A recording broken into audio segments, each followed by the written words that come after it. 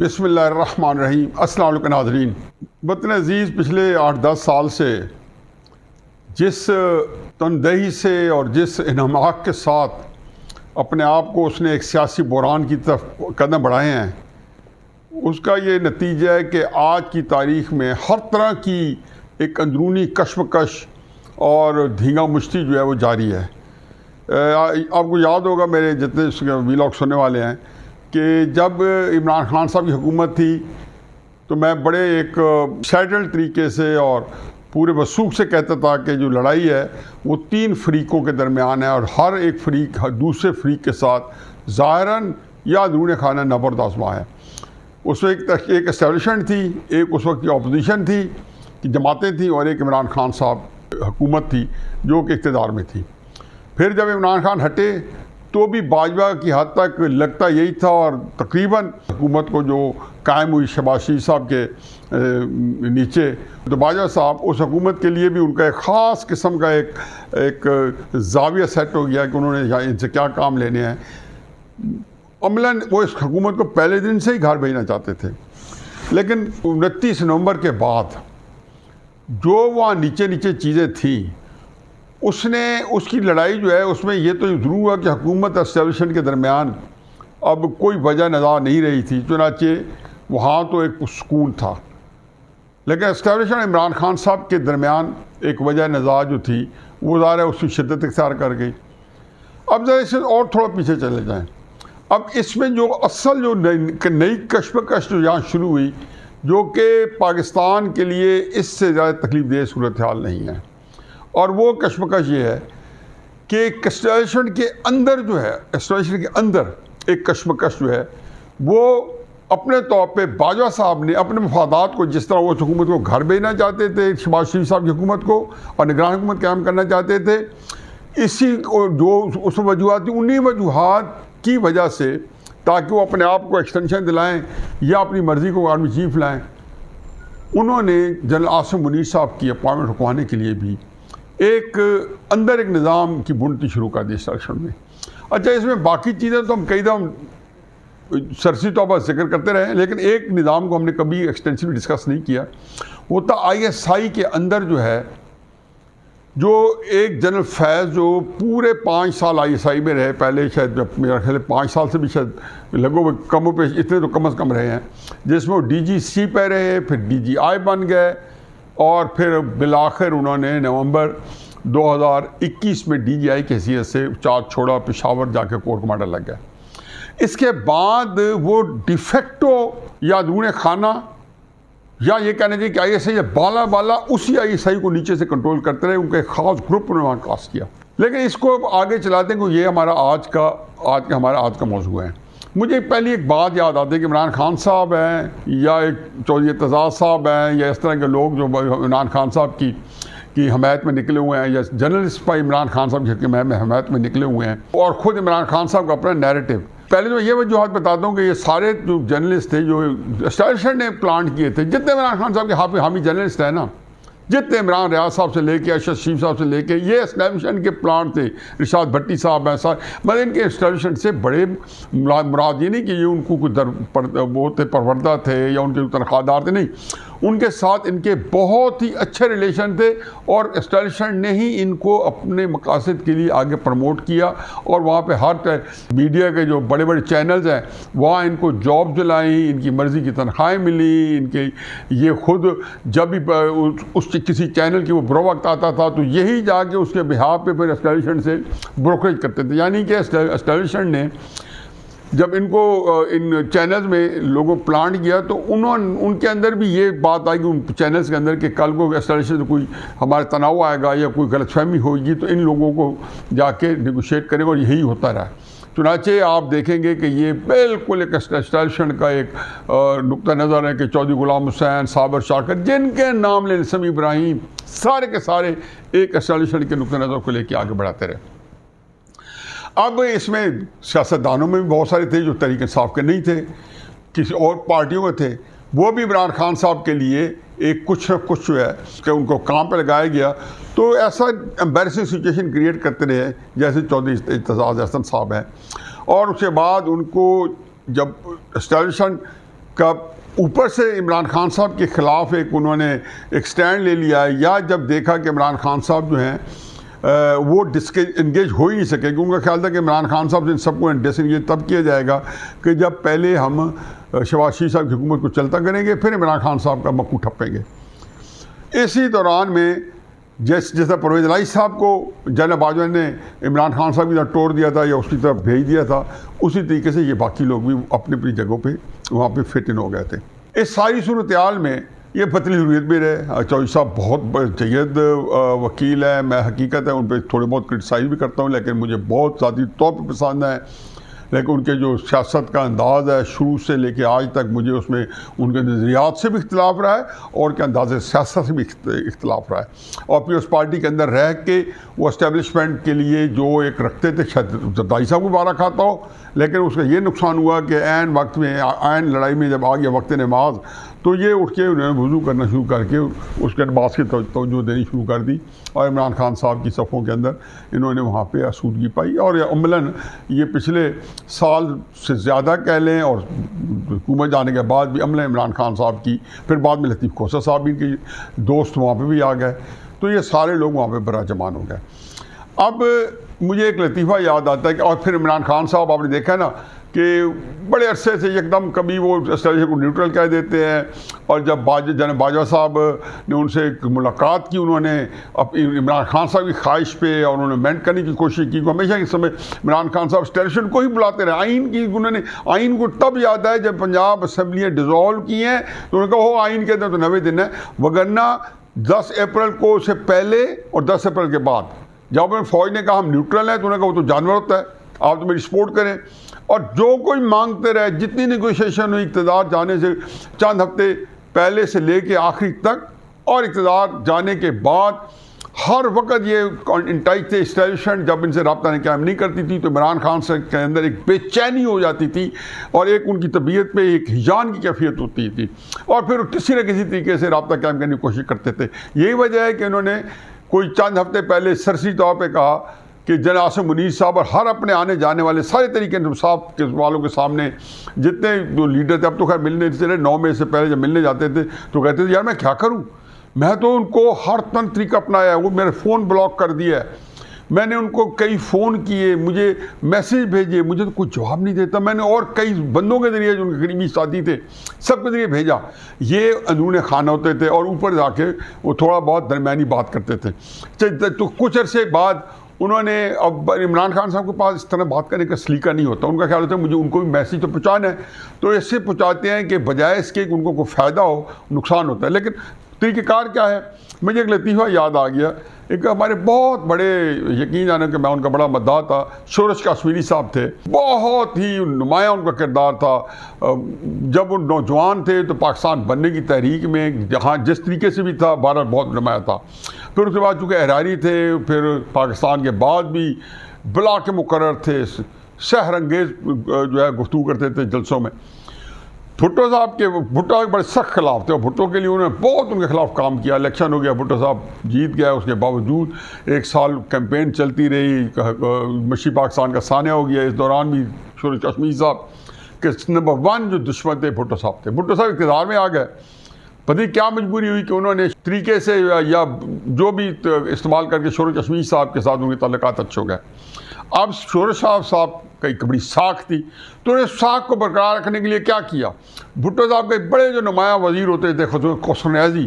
ان کو وہ گالیاں دینا شروع کر دیتے جلسوں میں۔ وہ بڑے سے بڑے جلسے ہوتے ہیں، ایون ختم نبوت موومنٹ چلی جس میں شورش کشمیری صاحب نے نکل کے اس میں حصہ لیا، کہ یہ ان کا پرانا ایک ان کے اندر ان کی لیگسی آ رہی تھی۔ اس میں بھی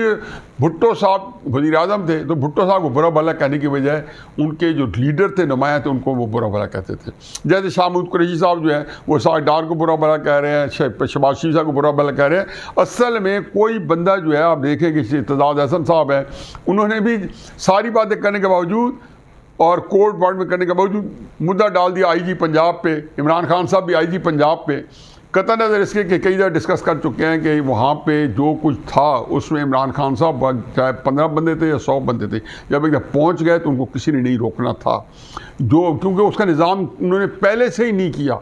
کچھ کوتاہیاں فوج کی طرف سے ہی ہوں گی جن کو انہوں نے بعد میں اس کی تعدیبی کارروائیاں بھی ہوئی، لیکن اصل عملاً یہ ہے کہ جس کی وجہ سے میں یہی کہنا چاہتا تھا کہ یہ جتنے لوگ تھے جو اسٹیبلشمنٹ کے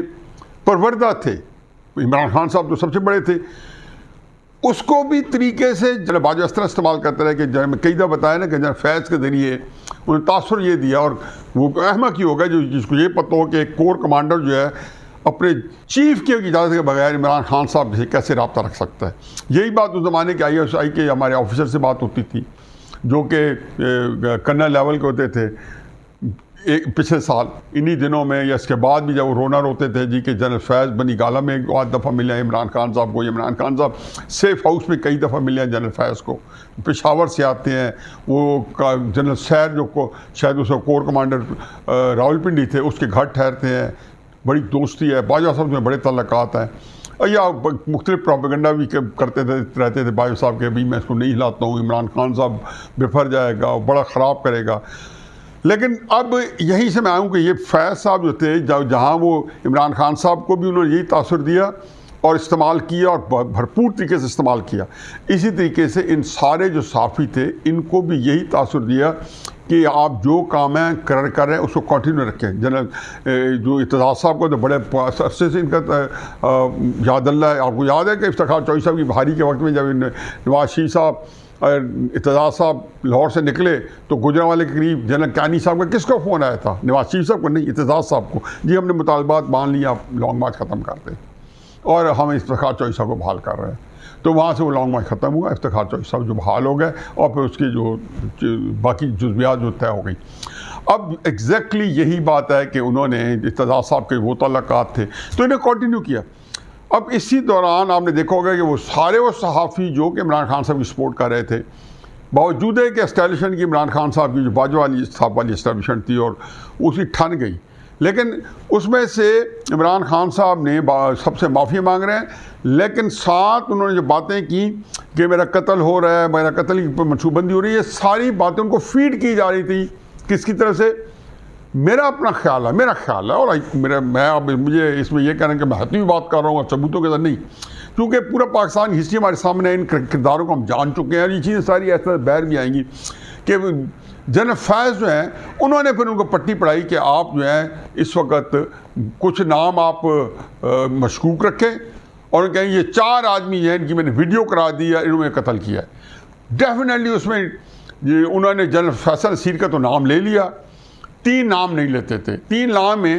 بظاہر انہوں نے جنرل باجوہ کا بھی لے لیا ہوگا، پھر جنرل عاصم منیر صاحب کا نہیں تو کم از کم جنرل ندیم انجم کا، ہو سکتا ہے عاصم منیر کا بھی لیا ہو، کیونکہ عمران خان صاحب سے کوئی بھی بعید نہیں ہے کہ وہ ایک ان کے دماغ اور جو ہے آنکھیں اور کان جو ہیں اپنے جب مفاد کی بات ہوتی ہے، ایک لالچ کی بات ہوتی ہے اور اقتدار کی لالچ، تو بالکل اندھے ہو جاتے ہیں اور بالکل یہاں سے معاف ہو جاتا ہے دماغ، انہوں سب کچھ کرنے پر تیار ہوں گے۔ اب یہی پہ بات ہے کہ جس کو میں آج کہنا چاہتا ہوں کہ انہوں نے ان سے بڑے گھناؤنے کام کرائے۔ پہلے تو انہوں نے خواہ ان کو سکھایا کہ جی صاحب شاکر صاحب کو بھی آپ بھی نکل جاؤ، فلاں بھی نکل جائے، پھر ارشد شریف صاحب کو نکالا، پھر اس کے بعد انہوں نے کوئی وہ بندے جو وجاہت جو خان ہیں جو ابھی وہاں سے بلانگ کرے، یہ بھی فوج کے آدمی تھے، ان کے تو وجہ شہرت، ان کے تو جو کچھ جو ان کا نام نفقہ تھا، دال روٹی تھی، ساری فوج کی وجہ سے تھی۔ یہ سارے انہی کے لوگ تھے، عادل راجہ صاحب وغیرہ، پھر ایکس جو سروس مین تھے ان کو چونکہ فیڈ کیا گیا تو ان کو پھر یہی تاثر دیا گیا، آپ اس کو لے کے چلتے رہے۔ یہ جنرل عاصم منیر صاحب کی بدقسمتی تھی کہ ایک ایسا نظام کہ جب تک وہ آئے تو اس کے بعد ان کے پاس گنجائش ہی نہیں تھی ساروں کی، نہ ایکس فوجیوں کی، نہ حاضر سروس فوجیوں کی، نہ جرنلسٹ کی، نہ میڈیا والوں کی، نہ یہ اعتزاز صاحب جیسے یا لطیف کھوسر صاحب جیسے بندوں کی، کہ وہ آپ ایک خاص نظام کے اندر کر کے تو وہ جو اچھا یہ وہ کشمکش ہے جو میں بتانا چاہتا ہوں کہ حکومت کی اور اسٹیبلشمنٹ کی تو جنرل عاصم منیر صاحب کی تعیناتی کے بعد بالکل سارا تو ایک پیج پہ آ گئے اور کوئی ایک دوسرے کو جو ہے نا ان کو ہٹانے میں یا خراب کرنے میں کوئی انٹرسٹ نہیں تھا، بلکہ ایک دوسرے کے لیے وہ تحفظ بن گئے یا ایک دوسرے کے لیے تحفظ بننے کی کوشش باقاعدہ شروع ہو گئی اور وہ کر رہے ہیں ایک دوسرے سے۔ لیکن اسٹیبلشمنٹ کے اندر پھر ایک لڑائی شروع ہو چکی تھی، لڑائی کہنا چاہیے کہ جنرل فیض امیر جو تھے 29 نومبر تک یا 20 نومبر تک یا 22 نومبر تک باقاعدہ آخری تن من دھن لگا دیا، معاشرہ لگوانے کی کوشش کی اور اس کے لیے انہوں نے جو 2 کام کیے جو میرا خیال ہے کہ انہی کے گلے پڑیں گے، اور جب بھی وقت آئے گا تو آپ بتا دیں گے کہ ارشد شریف جو میں ہمیشہ عام گفتگو میں تو ہر ایک کو کہتا تھا، اور میں وی لاگ کے اندر میں نے اشارتاً کہا، لیکن اب مجھے لگتا ہے کہ تھوڑا سا زیادہ کھل کے کرنا پڑے گا، کیونکہ جس طرح حالات خراب ہے کہ ارشد تو اس میں کہنا پڑے گا۔ میں تو پہلے کہتا تھا کہ ارشد شریف کا قاتل عمران خان صاحب پہ بندوق چلانے والا ایک ہی ہے۔ میں ہمیشہ کہتا تھا کہ اس میں ایجنسی اس کا ہاتھ ہے، یہ ایجنسی سے بغیر کوئی بندہ اس طریقے سے صاف کام نہیں کر سکتا۔ تب میں ذرا لحاظ سے کرتا تھا کہ سمجھ آتی تھی ایجنسی کیوں کرائے گی، واقعہ مجھے اس وقت سمجھ نہیں آئی تھی۔ اچھا، ادھر ارشد شریف صاحب قتل ہوتے ہیں، ادھر جنرل عاصم منیر کے اب ٹائمنگ دیکھیں، ارشد شریف کے قتل کے 3-4 دن بعد عمران خان اناؤنس کرتے ہیں کہ ہم پنڈی، اب تاریخی اناؤنس نہیں ہوتی، ہم راول پنڈی جائیں گے۔ کس لیے جائیں گے؟ دھرنا دیں گے۔ اب سمجھنا ہے کہ یکدم اسلام آباد انہوں نے جانا تھا، دوبارہ دھرنے کا ایک گو کیفیت کلیئر کٹ کہہ دیا راول پنڈی جائیں گے، حالانکہ یہ باجوہ کے خلاف دھرنا دینے جا رہے ہیں۔ ہمارے دماغ ظاہر ہے ادھر لا گیا، کیلکولیشن تجزیے کہ کیوں جا رہے ہیں، کیا جا رہے ہیں، باجوہ پہ کیا دباؤ ڈالیں گے۔ 7 اطلاعات آنی شروع ہو گئی باجوہ صاحب سے، ان کے ملاقاتیں بھی ہو رہی ہیں،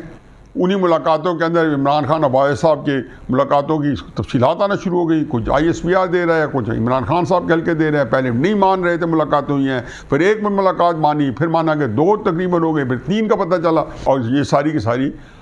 سپٹمبر اکتوبر سے پہلے ملاقات ہوئی۔ اچھا، اب اسی دوران جب باجوہ سے ملاقاتوں کی ہو رہی تھی، عمران خان صاحب نے کورٹ سرپرائز دے دیا، ادھر دھرنے کی تیاری کریں راول پنڈی کی، ادھر کہہ رہے ہیں میں باجوہ صاحب کو ایکسٹینشن دوں گا، 6 مہینے کی ایکسٹینشن دیتا ہوں تاکہ یہ الیکشن کرا دیں۔ اب یہ باتیں عمران خان صاحب کسی اور کو سمجھا لیں، چونکہ ان کے پاس سیاسی حکمت عملی 0/0 ہے، میں ہمیشہ کہتا ہوں ان کے پاس وہ دماغ نہیں ہے، تو یہ وہ چونکہ کسی کی چلا رہے تھے، اور یہ فیض حمید وغیرہ اس کو ڈیزائن کر کے دے رہے تھے۔ کتنا خطرناک کھیل کھیل رہے تھے، کتنا خطرناک کھیل کھیل رہے تھے کہ انہوں نے تو یہ پہلی دفعہ پاکستان کے اندر، پاکستان کے اسٹیبلشمنٹ کے اندر یہ چیز دیکھی گئی کہ جی پچھلے 3-4 مہینوں کے اندر باجوہ صاحب کے جانے سے پہلے وہ جو انہوں نے ایک پورا نظام کی بنتی کی، ISI کی انہوں سے اندر سے نکال لیا، پہلے کور کمانڈر پشاور ہوتے ہوئے، اور یاد ہے کہ مریم اورنگزیب صاحبہ نے کہا تھا کہ جی پشاور سے ہدایات مل رہی ہے، تو میں نے مریم اورنگزیب صاحبہ کو فون کیا، تو میں نے کہا بی بی یہ بتاؤ، یہ آپ میں تو اتنی جرأت رندانہ نہیں ہے، تو یہ آپ نے کیسے کہہ دیا؟ کس نے کہا؟ تو انہوں نے بتایا مجھے، یعنی کہ ایسا تو نہیں بتایا، لیکن یہ اندازہ ہوگا کہ اسلام آباد کے اندر جو ہماری پارا کے لوگ ہیں انہوں نے ان کو بتایا کہ جی یہ باتیں ہو رہی ہیں۔ اب یہ باتیں میرے ساتھ بھی ہوئی تھیں، اور وہ پارا کے جو لوگ انآفیشلی ملتے تھے، میں نے کہا نا زیادہ سینئر کوئی جنرل لیول کے نہیں، بریگیڈیئر لیول کے نہیں، لیکن جو کرنل لیول کے جو بندہ مل جاتا تھا اس زمانے میں کسی نہ کسی دوست کے گھر میں، تو وہاں پہ بھی یہ بات بڑی دفعہ ڈسکشن میں آئی تھی کہ یہ جنرل فیض اور عمران خان صاحب ایکس پرائم منسٹر سے بڑا ایک دفعہ رابطہ ہے، اور پھر ساروں کا پتہ چل رہا تھا کہ یار یہ بندے جو ہیں یہ استعمال ہو رہے ہیں، اور بڑا شدید اسی سے سارا گڑبڑ ہوئی کہ وہ میڈیا جو تھا وہ پورے کا پورا ایئر وائس سمیت اسی طریقے سے عمران خان صاحب کو مزید اس کو ان کے حق میں چلا گیا۔ اب عمران خان اپوزیشن میں بھی ہے، اور میڈیا بھی ان کو سرکاری نوعیت کا یا اسٹیبلشمنٹ میں وہ دستیاب ہے جو ان کو اس وقت پورا 100% اسٹیبلشمنٹ نے ساری جو کہتے ہیں کہ فائرنگ آن آل سلنڈرز، تو وہ سارے کے سارے لگا دیا تھا۔ اب اس میں چلتے چلتے پھر ایسا مرحلہ آیا کہ ان کو پھر انتہائی قدم لینے پڑے۔ انتہائی قدم میں پہلے ارشد شریف کو نکالا، اور پھر اس کے بعد انہوں نے اسی لیے رکھا کہ جی اس کو دیکھا جائے گا۔ پھر ارشد شریف کو جس حیث سے دبئی سے کینیا بھجوایا کہ آپ کو دیکھا ہوگا کہ یاد کریں کہ پتہ چلا کہ ان کو یکدم کہا گیا کہ آپ 2 دن میں دبئی چھوڑیں، 2 دن میں دبئی چھوڑیں، وہ بیچارہ چھوڑ کے چلا گیا۔ اب وہ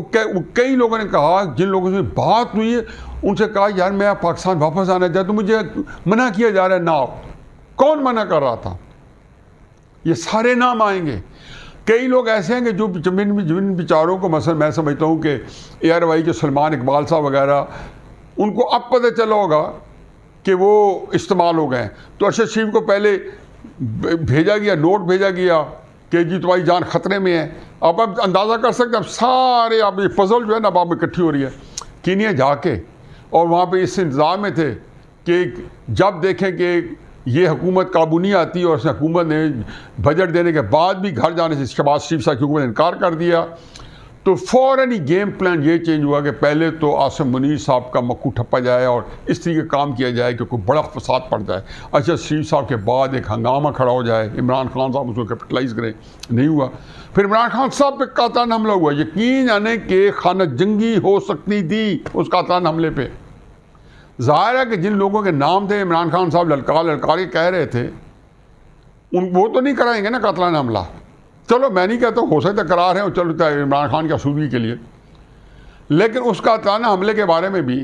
اب جو ہے جب آپ ہائنڈ سائڈ میں دیکھتے ہو, پیچھے مڑ کے دیکھتے ہو اور واقعات کو ترتیب دیتے ہو, اس کا مطلب ہے کہ ارشد شریف والا چکر عمران خان صاحب کے ساتھ بھی ہوا, کیونکہ یہ لانگ مارچ جو تھا ارشد شریف صاحب کے قتل کے تناظر میں کیا گیا کہ اب لوگوں کے اندر بڑا ایک جوش خروش ہوگا اور سپریم کورٹ سو ووٹوں لے رہی ہے اور سب کچھ ہو رہا ہے, بڑا ہنگام ہے, اس لیے میں لانگ مارچ ہوگا. اب لانگ مارچ کے اندر بندے نہ آنا ہے. میں نے کہا نا لبرٹی چوک سے نکلے تھے اسی دن کہا تھا بھائی کچھ نہیں ہے, پلے کچھ نہیں ہے. اس سے پہلے بھی وہ جلسے کرتے پھرے تھے, کوئی نہیں تھی, 1000 2000 3000. طریق صاحب کا ورکر فٹیگ تھا, 20 الیکشن بھی ان کو دلائے گئے.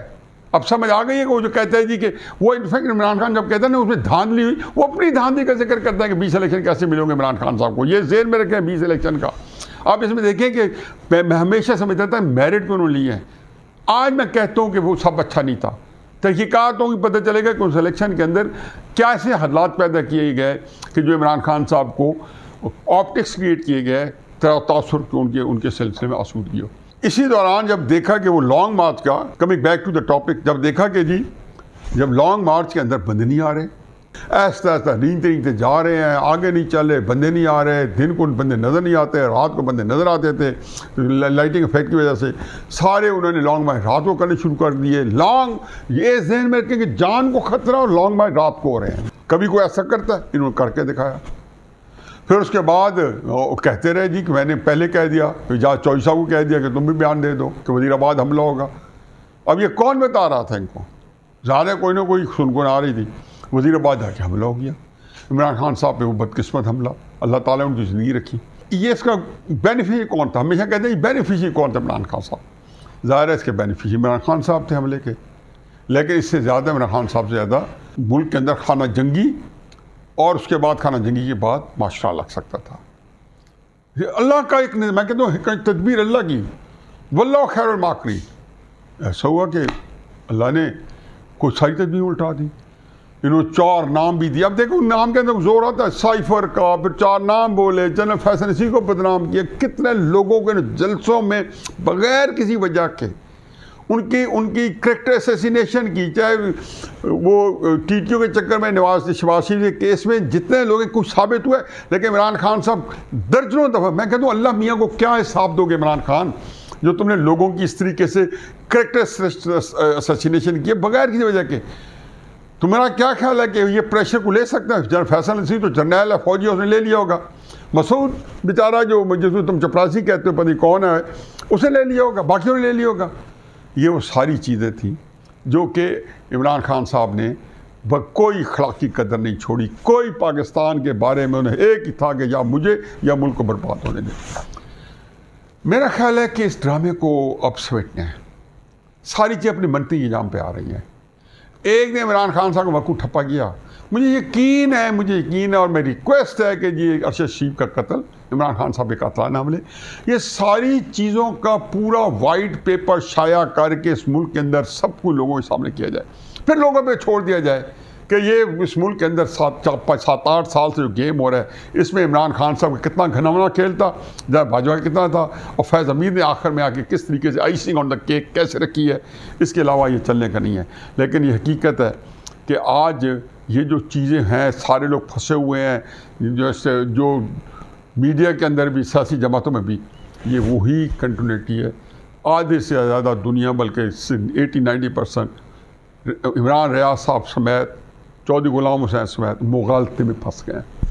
لیکن پاکستان اس مغالطے کا جو خمیازہ بھگتنے کو ہے, حقیقت یہ ہے کہ اللہ تعالیٰ کوئی موضع ہے جو اس ملک کو اپنے محفوظ رکھے. مجھے امید ہے آرمی کی نئی قیادت سے کہ ان ساری چیزوں کو بجلی کی سرعت کے ساتھ, تیزی کے ساتھ اس کو منطقی انجام پہ پہنچائے. وما علینا الا البلاغ.